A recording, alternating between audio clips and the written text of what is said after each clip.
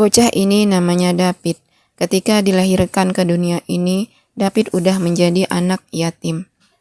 Ayahnya telah meninggal semasa David masih dalam kandungan. Meski kelahiran yang sempat gak diharapkan oleh tantenya, lantaran ia adalah anak laki-laki, tapi itu gak menjadikan David sebagai anak yang kekurangan kasih sayang. Mengingat ibu dan pengasuhnya yang bernama Pegoti telah merawat dan menjaganya dengan sepenuh hati. Sampai suatu hari, seorang pria bernama Morstan datang menemui ibunya di rumah. Dengar-dengar minggu kemarin, Morstan mengantarkan ibu pulang dari gereja. Dan entah kenapa, ibu malah menyuruhnya untuk pergi berlibur ke kampung halaman Pegoti di Yarmouth. Rupanya Pegoti ini tinggal di pesisir pantai di sebuah kapal karam yang terbalik. Di sana David berkenalan dengan anak angkat Pegoti. Namanya adalah Emily. Tanpa rasa canggung sedikit pun, Emily cerita kalau ia ingin banget menjadi seorang wanita bangsawan seperti ibunya David. Karena dengan begitu, ia nggak perlu lagi menjadi tukang pembersih ikan. Setelah puas mencurahkan isi hatinya, Emily pun segera ngajakin David bermain bersama dek mama.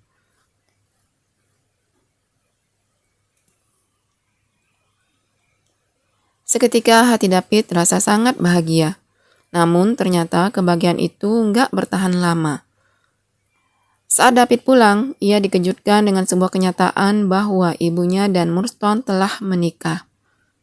Dan dengan seenak jidatnya, Morstan mengajak kakaknya yang bernama Jane untuk tinggal serumah dengan mereka. Dan sejak saat itu, hidup David terasa seperti neraka jahanam, di mana ayah dan budi tirinya itu seringkali bertingkah sok berkuasa, seperti seorang penjajah yang ingin menguasai segala-galanya. Seperti yang terjadi hari itu, Morstan menyuruh David membacakan sebuah cerita, tapi karena David gugup, ia mendadak jadi buta huruf. Dan David pun mengakui kalau dirinya adalah anak yang bodoh. Sang ibu yang mendengarnya segera membantahnya dan terus menyemangati David. Namun Morstan gak menyukainya. Ia lantas membentak ibu David lalu menghukum David dengan kekerasan.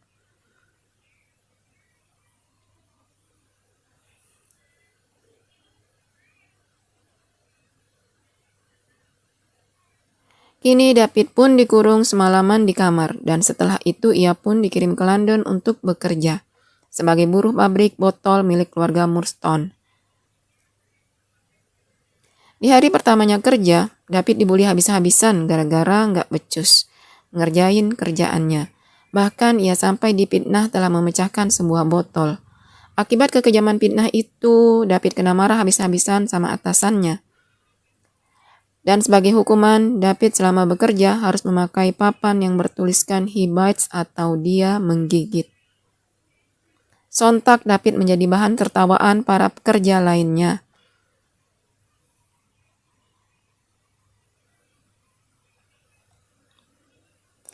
Selama tinggal di London, David numpang hidup di rumah seorang pria bernama Micawber. Di mana Micawber ini demen banget menebar hutang sampai setinggi gunung Everest. Makanya di depan rumahnya sekarang ada begitu banyak orang yang sedang mengantri ingin menagih hutangnya Micawber. Namun untuk kesekian kalinya Micawber berhasil kabur. Lelah dengan apa yang terjadi, Micawber ingin COD aja dengan malaikat maut. David yang gak tega segera menawarkan diri untuk membantu mencicil hutangnya Micawber dari uang hasil kerjanya nanti. Mendengar itu, Micawber pun langsung mengurungkan niat buruknya. Dan saat makan malam tiba, David dengan senang hati menawarkan makanannya kepada Micawber sekeluarga. Awalnya Micawber malu-malu kucing menolaknya, tapi akhirnya ia dan anggota keluarga terus mengambil makanan David sampai ludes. Padahal David ini sama sekali belum memakannya. Hari demi hari pun berlalu. David lambat laun mulai terbiasa dengan pekerjaannya. Ia terus bekerja dengan sebaik mungkin hingga membuatnya nggak lagi kena bully. Dan tanpa terasa David kini telah tumbuh dewasa. Sewaktu David lagi ngobrol santuy dengan Micawber, tiba-tiba mereka dikejutkan dengan suatu suara ketukan yang sangat kencang.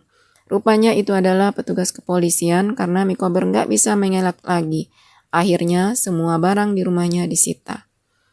Ia dan keluarganya lalu ditangkap dan dijebloskan ke penjara. Sementara itu, David menyelinap tidur di pabrik botol. Beberapa hari kemudian, saat David lagi kerja seperti biasanya, mendadak Murdstone dan Jane datang mengunjunginya. Di situ, Murdstone memberitahu David bahwa ibunya sakit parah dan kini telah berpulang ke pangkuan Sang Pencipta. Mendengar itu, David buru-buru minta izin untuk melihat ibunya yang terakhir kali.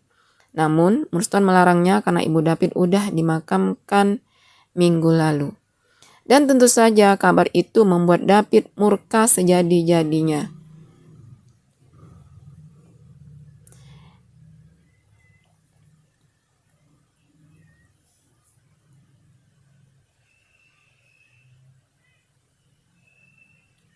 Sambil menahan tangis, David rela berjalan kaki ribuan kilometer demi bisa mengunjungi makam sang ibu.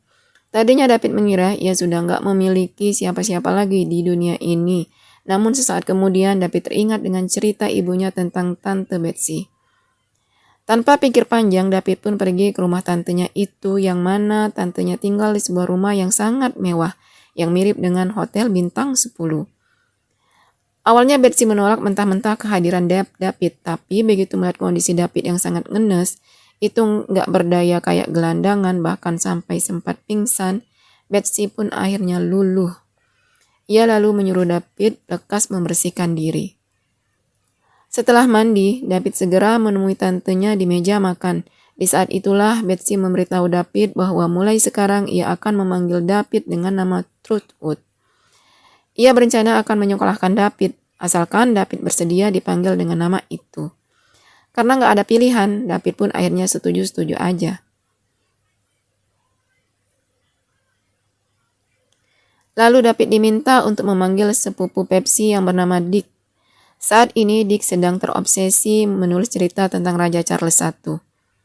Saking sibuknya menulis, ia jadi sering mengurung dirinya di kamar. Bahkan seisi kamarnya dipenuhi dengan potongan-potongan kertas yang berisikan tulisan dari buah pikirannya yang mumet. Merasa memiliki hobi yang sama, David langsung menunjukkan koleksi tulisannya. Seketika David pun memiliki ide untuk Dick sejenak melepaskan segala kepenatan yang memenuhi pikirannya, yaitu dengan menempelkan potongan-potongan tulisan Dick pada layang-layang, lalu kemudian mereka terbangkan bersama-sama.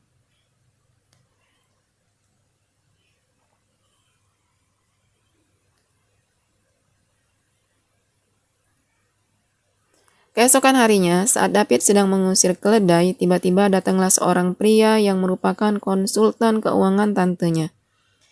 Ia saat itu datang bersama dengan anak gadisnya yang bernama Agnes. Selain seorang konsultan ayahnya, Agnes ternyata juga seorang pemilik sekolah yang nantinya akan menjadi tempat David bersekolah. Selagi Betsy sibuk ngobrol dengan ayahnya Agnes, David berinisiatif ngajakin Agnes ikut bermain layang-layang bersama dengan Dick.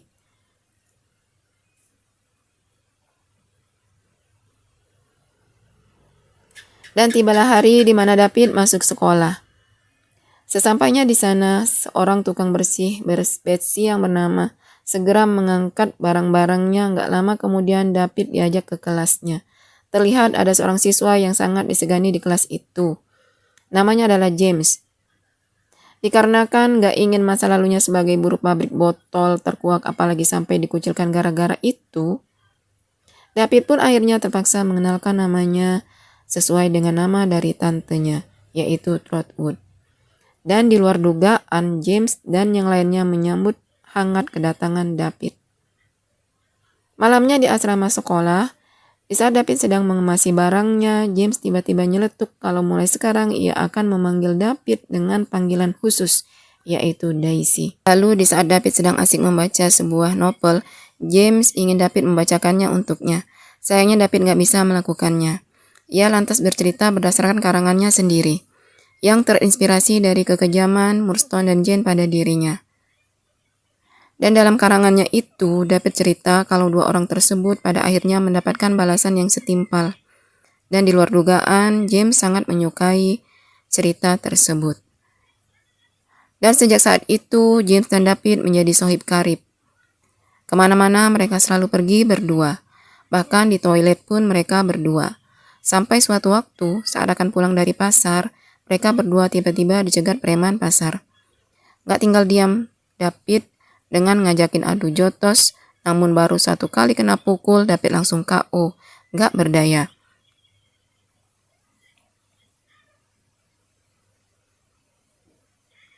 Dan akibat dari kejadian itu, David pun terluka cukup parah. Agnes kemudian dengan sigapnya ngobatin lukanya David. Ia mengira ini semua adalah perbuatan James.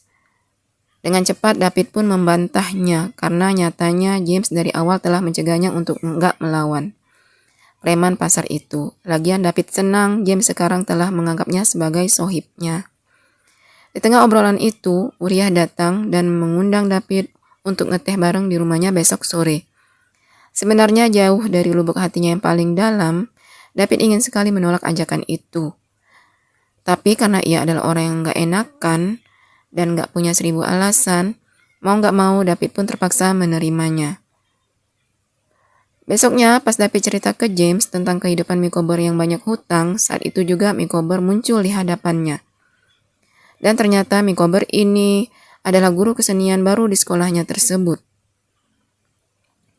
Melihat tingkah laku Mikober sama persis dengan apa yang David ceritakan, James langsung meminta Mikober berhenti mengajar mereka.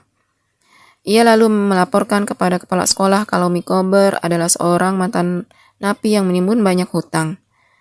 James yakin Mikober kesini karena bermaksud ingin kembali memanfaatkan sifat baiknya. David mendapati kenyataan itu. Detik itu juga Mikober dipecat dari kerjaannya. David pun langsung merasa bersalah dengan apa yang terjadi. Dan ia pun segera minta maaf kepada Mikober. Gara-gara dia, Mikober harus kehilangan pekerjaan. Meski sedikit kesal, Mikober mau gak mau harus memaafkan David. Ia lalu minta ongkos 2 kali lipat dari harga sebenarnya kepada David. Bukannya keberatan, David malah memberikan uang ongkos sebanyak 4 kali lipatnya. Sorenya, David menepati janjinya dengan Uriah, walaupun terpaksa David mencoba tetap menikmati apa yang udah dihidangkan oleh ibunya Uriah. Di situ, Uriah memberitahu David tentang harapannya yang ingin banget magang di kantor ayahnya Agnes. Untuk itu, ia meminta David membujuk ayahnya Agnes agar menerima dirinya magang di sana. Jika David menolak, ia mengancam akan membeberkan rahasia David yang pernah jadi buruh pabrik botol kepada semua orang. Uriah mengetahui fakta itu saat tadi ia menemani Miko berkeliling sekolah. Hal itu otomatis membuat David kaget sekaget-kagetnya. Ia nggak nyangka Uriah yang dikiranya polos ternyata memiliki otak yang sangat licik. Makanya apapun yang terjadi, David nggak akan sudi membantu Uriah mewujudkan harapannya. Hari demi hari pun berlalu, sampai tibalah hari kelulusan David, dan pada hari itu, untuk pertama kalinya David bertemu dengan ibunya James. Ketika David terbata-bata saat menjawab dari mana asal sekolahnya dulu, saat itulah ibu James jadi sangat ketus terhadap David. Ia merasa David nggak selepel untuk berteman dengan anaknya. Sementara itu Uriah terlihat mendekati ayah Agnes. Dengan memberikannya wine, kebetulan ayah Agnes itu hobi banget minum wine. Nggak peduli hari masih terang benderang, beberapa saat kemudian Betsy mengenalkan David dengan calon atasannya. Tapi David malah gagal fokus dengan seorang cewek yang bernama Dora, yang kemana-mana selalu bersama anjingnya. Sewaktu mengajak Dora kenalan, jantung David seketika berdebar nggak keruan. Begitu tahu kalau Dora adalah anak dari calon bosnya tadi, David langsung kelabakan. Ia lantas buru-buru minta maaf atas sikapnya yang tadi, udah nggak sopan. David lalu curhat ke Agnes tentang perasaan yang sedang dimabuk asmara. Dengan Dora mendengar itu, Agnes hanya bisa tersenyum. Padahal jauh di lubuk hatinya yang terdalam, ia kecewa.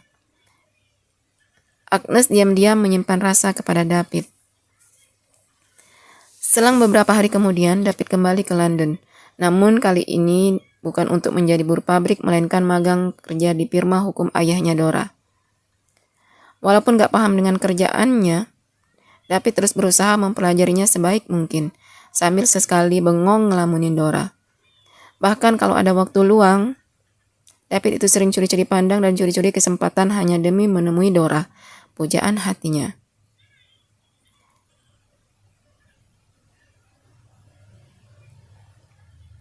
Kini kemanapun David pergi, ia selalu melihat Dora ada di mana-mana.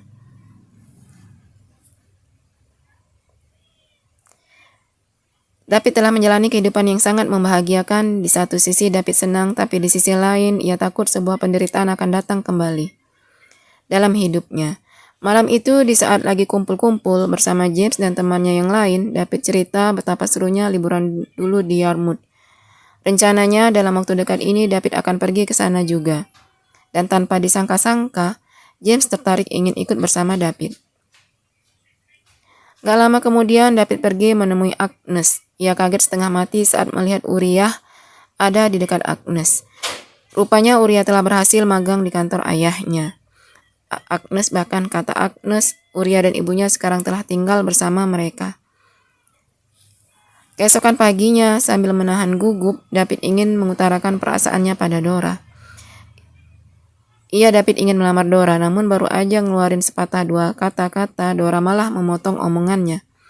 Pokoknya ada aja cobaannya. Sampai ujung-ujungnya David gagal melamar Dora. Ia kemudian mendapat kabar kalau Tante Betsy dan juga Dick sekarang sedang menunggu di apartemennya. Dengan cepat David pergi ke apartemennya dan tanpa basa-basi, Betsy memberitahu bahwa ia telah kehilangan segalanya.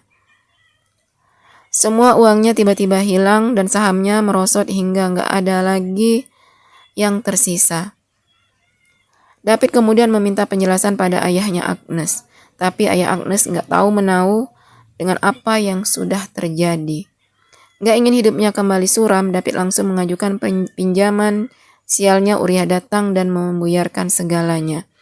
Betapa syoknya David begitu tahu Uriah telah mengambil alih kantor ayahnya Agnes. Alhasil Tante Betty, Dick, dan David tinggal di sebuah kontrakan yang sangat kumuh dan sempit.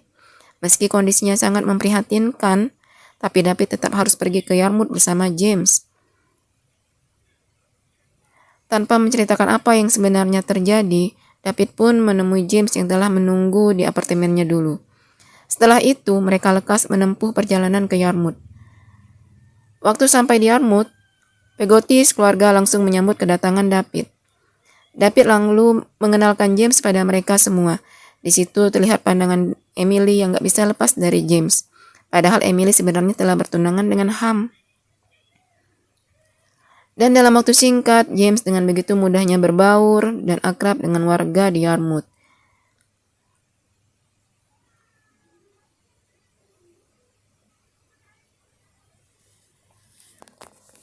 Ketika David sedang bersiap-siap untuk pulang, Ham mengabarkan kalau Emily sedang bersama James.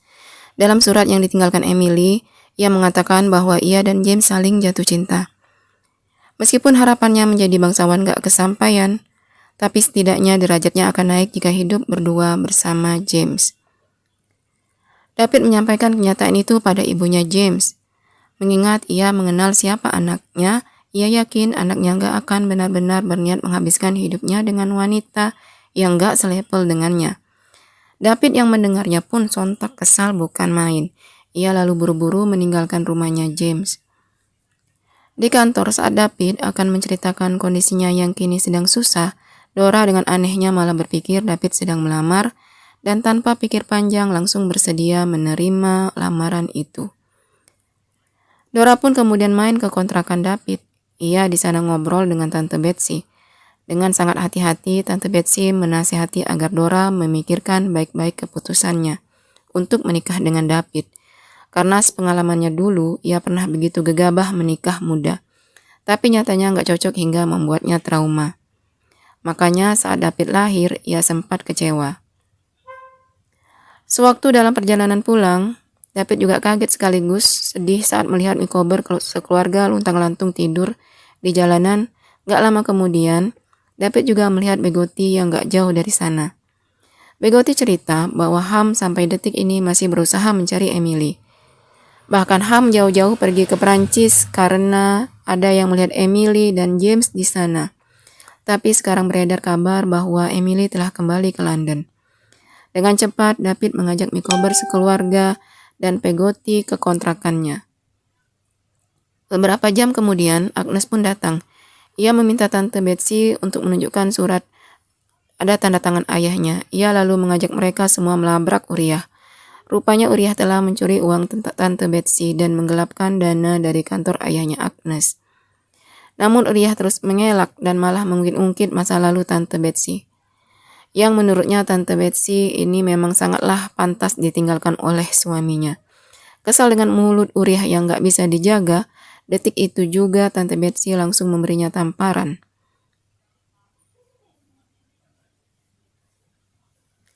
Dengan cepat ayah Agnes pun memecat dan meminta Uriah untuk segera angkat kaki dari kantornya. Sorenya dengan sangat serius, Dora bilang bahwa ia sadar hubungannya dengan David sebenarnya nggak cocok. Untuk itu Dora ingin menyudahi hubungan mereka. Dan beberapa saat kemudian, Peggotty memberitahu David kalau Emily telah ditemukan. Mereka kemudian bergegas menghampiri Emily. Dan bersama dengan itu, Ibu James lebih dulu mendatangi Emily. Ia meminta Emily memberitahu keberadaan anaknya. Sambil menahan tangis, Emily cerita kalau James telah meninggalkannya saat di Paris. Namun besok malam ia akan kembali berlayar menuju Yarmouth. Keesokan malamnya, ketika James berlayar, ternyata ada badai besar. Ham yang gak tega melihat James masih terombang-ambing di lautan segera menyusul dan menyelamatkannya. Ia melakukannya atas dasar kemanusiaan. Tapi sayangnya, James malah memilih menenggelamkan dirinya ke dalam lautan. Besoknya James pun udah ditemukan gak bernyawa. Dan atas apa yang telah terjadi selama ini, David pun langsung menuliskan semua kisah hidupnya menjadi sebuah novel. Dan di luar ekspektasinya, novelnya itu terjual laris manis di pasaran. Gak lama setelah itu, David menjadi penulis yang hebat.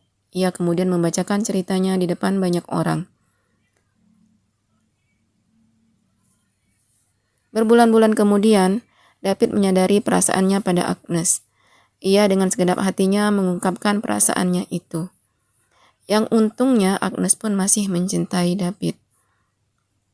Mereka pun lalu menikah dan dikaruniai seorang anak. Selain itu, David telah berhasil membeli kembali rumah Tante Betsy. Rasa-rasanya hidup David sekarang terlihat sangat sempurna, tanpa kekurangan apapun. Setelah selama ini selalu menelan kemuraman di dalam hidupnya.